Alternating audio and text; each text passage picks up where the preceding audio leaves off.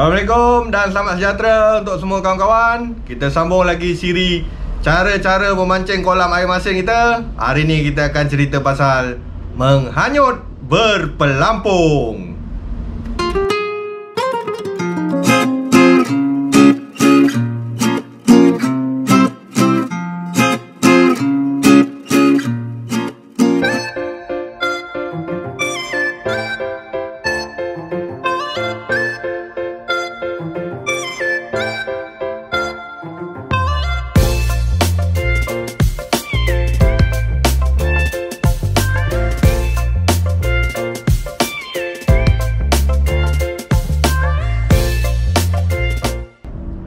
Kita balik semula kepada agenda utama kita tadi, iaitu menghanyut berpelampung. Kenapa aku cakap menghanyut berpelampung? Kita akan gunakan pelampung dan kita akan main dekat dengan area kipas. Jadi arus kipas tu akan hanyutkan kita punya pelampung. Ada dua cara yang senang untuk kita set up pelampung ni, iaitu guna pelampung cucuk macam ni, ataupun guna perambut wide. Okey, aku akan tunjukkan kedua-duanya. Okey, kita masuk kepada setup. Untuk setup pula sama je macam sebelum-sebelum ni. Setup untuk ikan potong ataupun udang kopek. Tapi dicadangkan carilah poundage tinggi sikit, macam 4-10 dan ke atas, dengan tip yang lebih keras lah. Sebab kita nakkan power untuk kita baling pelampung. Itu saja. Okey, untuk setup pelampung cucuk, dia mudah je. Daripada mainline, okey, mainline kita masukkan batu dulu. Batu tak payah besar sangat lah, dalam besar kuku kelingking je. Sebab kalau terlampau berat, pelampung kita akan tenggelam. Kalau terlampau ringan, udang kita akan naik ke atas. Inilah function batu ni, untuk bagi pelampung kita tegak dan udang kita sentiasa main dekat bawah je, tak berenang ke atas. Okay, jadi masukkan batu dalam mainline, kemudian ikat pin.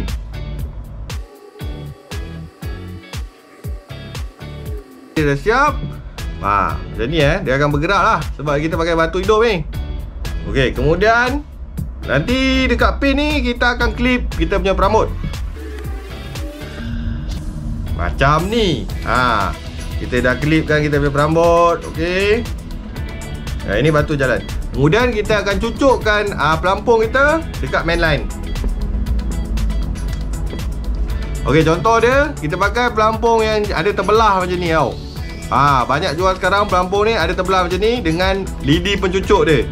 Okey, kita masukkan dekat mainline. Masukkan dekat mainline dan kemudian kita cucuk lidi untuk stopkan dia. Ini lidi ni berfungsi sebagai stopper pelampung ni lah. Dia akan jadi macam ni. Okay, pelampung, batu, klip dan perambut. Untuk panjang setting perambut dengan pelampung ni, selalunya kita akan gunakan sedepa, termasuk dengan mata kail. Selalunya sedepa, sebab kita nakkan umpan kita terapung, bukannya baring dekat dasar. Sebab kalau baring dekat dasar, bila ikan makan, pelampung kita tak tenggelam. Jadi kita tak nampak.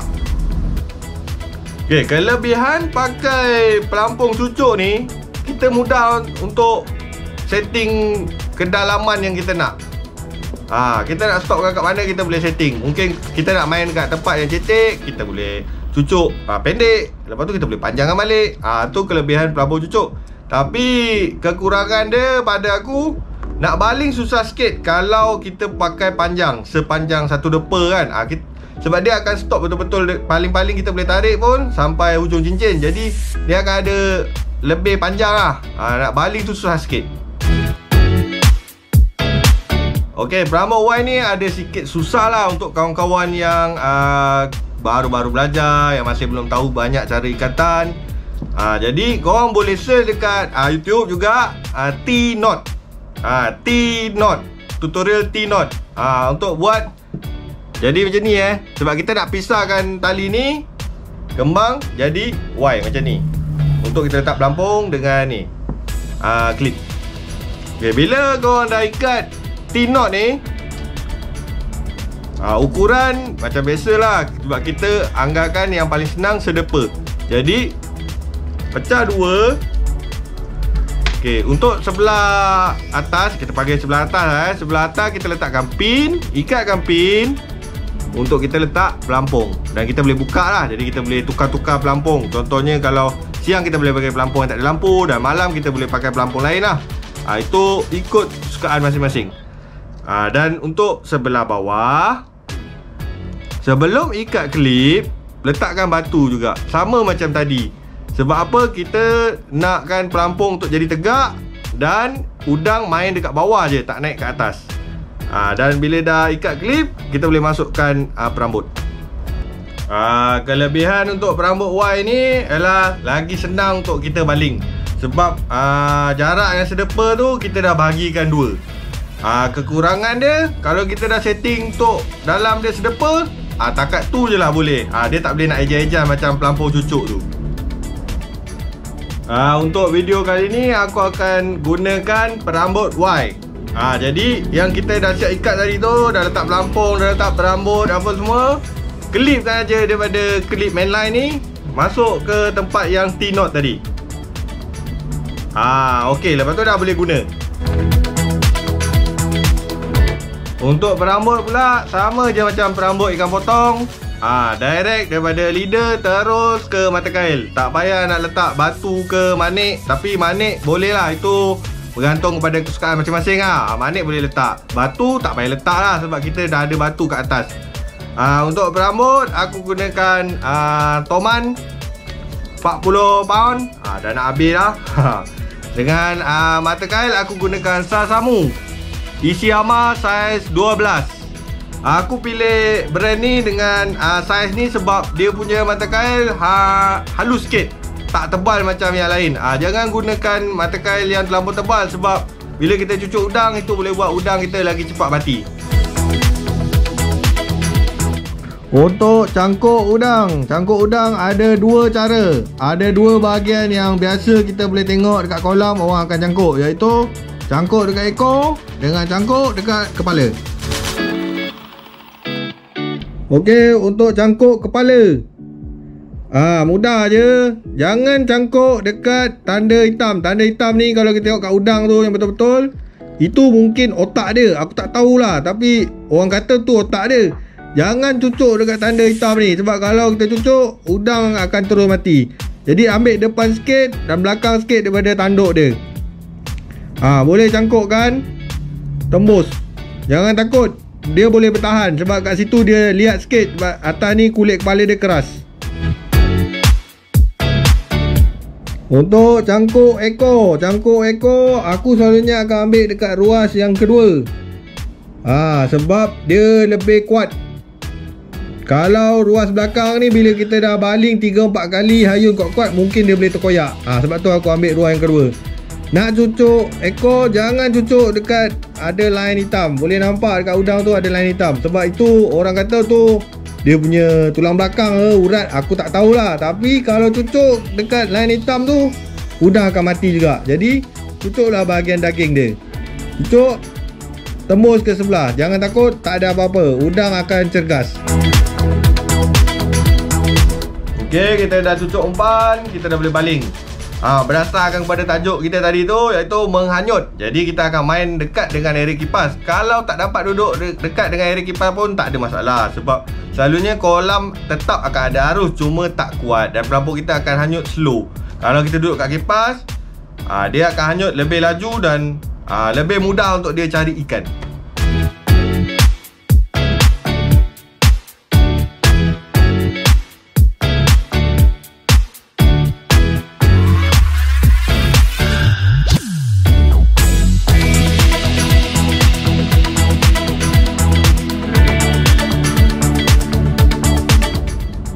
Sambil-sambil pelampung kita hanyut tu, kita jagalah tali. Janganlah bagi tali kita merayap terlampau jauh sangat, sebab nanti akan menyusahkan orang-orang lain yang ada sekeliling kita. Okey, jadi kibas-kibaskan tali tu untuk lebih tegang. dan juga untuk menggerakkan udang tu sekali. Sebab kadang-kadang udang kita bila dah hanyut ni dia akan malas. Jadi kita jek-jek sikit untuk kita tegangkan tali dan udang kita pun akan mula bergerak-gerak balik ya.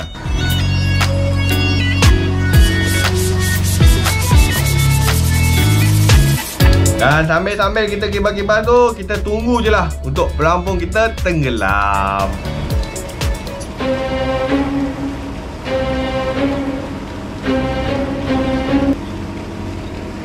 Pelampung kita dah tenggelam. Masa yang paling kita tunggu-tunggu. Jadi jangan panik.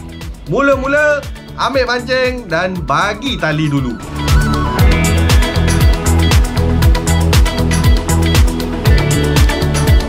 Kita kena bagi tali ni bukan sebab apa. Kita nakkan sekurang-kurangnya mata kail tu masuk dalam area mulut ikan. Sebab ikan ni bukan tentu dia nak ambil. Kalau kita kadang kita cangkuk dekat ekor, dia tangkap kepala. Kita cangkuk kepala, dia tangkap ekor. Dan dia tak sempat lagi nak telan habis. Untuk masuk dalam mulut tu kalau kita sembat, lucut lah.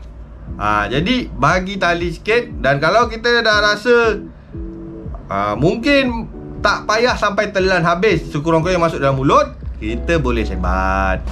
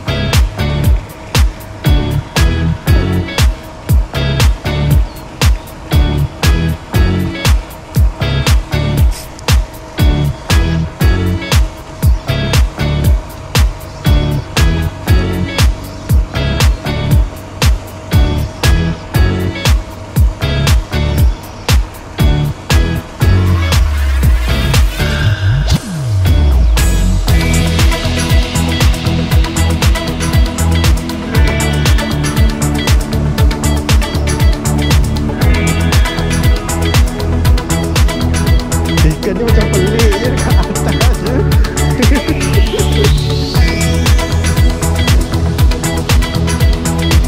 Alhamdulillah, terima kasih bang. Okey, aku dah habis ceritakan pasal menghanyut berpelampung ni. Aku harap berguna dan berhasil untuk kawan-kawan cubalah. Yang mana mungkin ini first time di channel aku, jangan malu, jangan segan, jemput untuk subscribe. Dan kalau singgah ke channel-channel mancing kawan-kawan lain pun, jangan lupa juga untuk subscribe. Sebab subscribe ni macam satu semangat lah untuk kita terus rakam-rakam dan kongsi dengan kawan-kawan semua. Dan aku juga nak ucapkan terima kasih untuk semua kawan-kawan yang like, share, komen video-video aku yang sebelum ni. Sampai aku sendiri pun seram lah.